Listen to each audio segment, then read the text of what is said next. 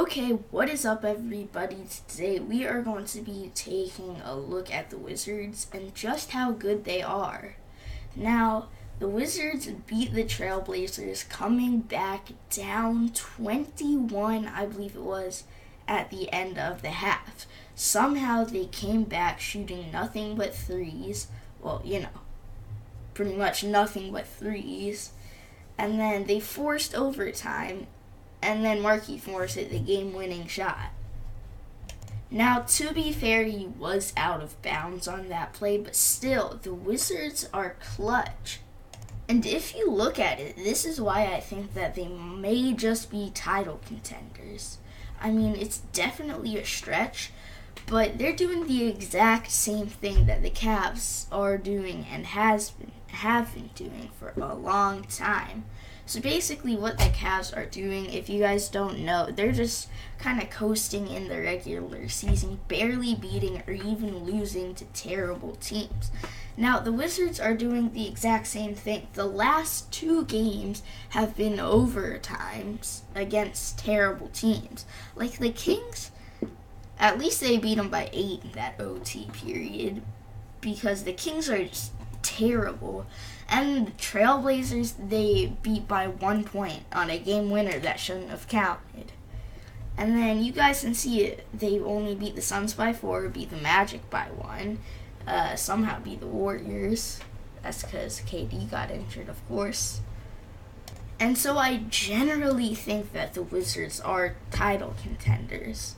Now, my first reason is that they acquired Bojan Bogdanovic for Andrew Nicholson and a lottery-protected pick. Now, that's just one of the worst trades that the Nets could possibly make. Now, and if you guys look at it, his averages, he scored 16 points a game in Washington versus 14 a game in Brooklyn, and he's playing 2 less minutes.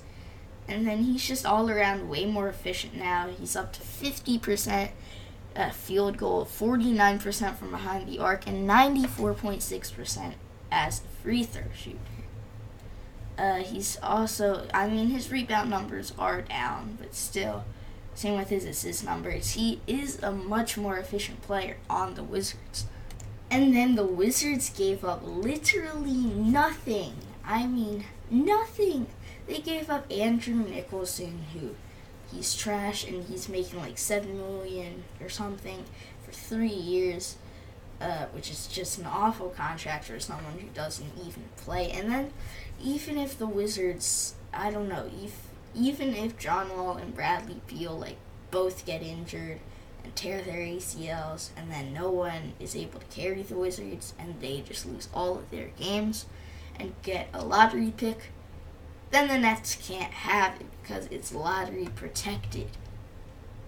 Now, anyway, let's just talk about why I think the Wizards are so good. Now, first of all, I would just like to address the obvious. Alright, Markieff Morris has been putting on a show lately. I'm not sure the exact numbers. I think it was he went from 13-7 to 17-10 in the course of 2 months. I think in January he averaged 17-10 or 17-12. I'm not really sure. Everyone else even has been bumping up their play. I talked about the Bojan trade earlier. Everyone's healthy, but now let's just, look beyond the obvious. So Scott Brooks, their coach, former coach of the Thunder, I think he would be absolutely perfect for this role. So he mentored a young Kevin Durant, a young James Harden, and a young Russell Westbrook. Now, I'm not saying the Wizards are that talented or anywhere close, but it's the same thing, basically, I think. So he can mentor John Wall like he did Russell Westbrook. He can mentor Bradley Beal like he did James Harden. And I know you guys are going to try to roast me for this, but James Harden was only a 20-point-per-game scorer, just like Bradley Beal was when Scott Brooks coached him. And then Otto Porter Jr., I believe he was like Shaqtin' a Fool MVP a few years back. And then now no one talks about him sucking at all. I mean, he's really turned it around. He's not a star by any means, but he is a pretty great player. And now I'm going to be talking about why I think the Wizards got off to such a slow start.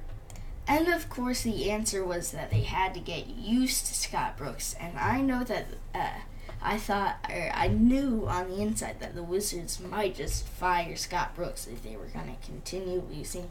They got off to a 2-8 start. But thank God they didn't fire Coach Scott Brooks. But to be fair, without the start that they had, they would be 39-16. Which, I mean, I haven't looked at the standings yet, but I'm pretty sure that would be better than the Cavs record, because I'm pretty sure the Wizards are only behind them for about 2.5 games, I believe.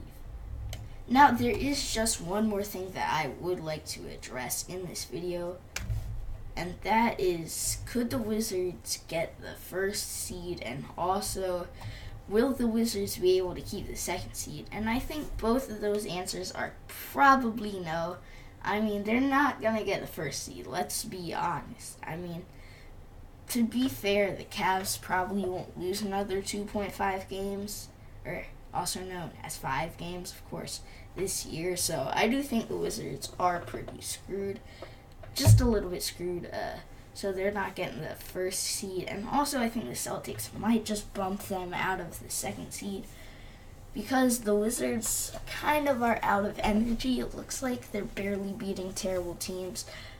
They're in a long road spell. They are coming home. I'm actually going to the Bulls-Wizards game on Friday, so that's great.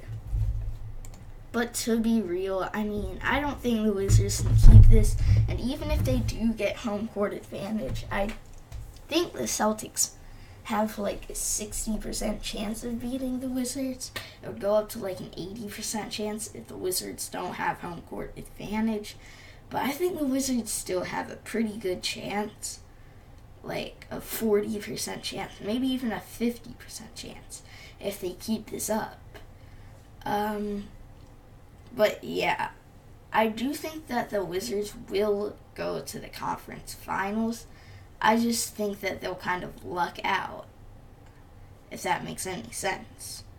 So anyway, I hope you guys enjoyed this video. Be sure to post your opinions in the comments, and I will see you guys later. Peace out. Until next time.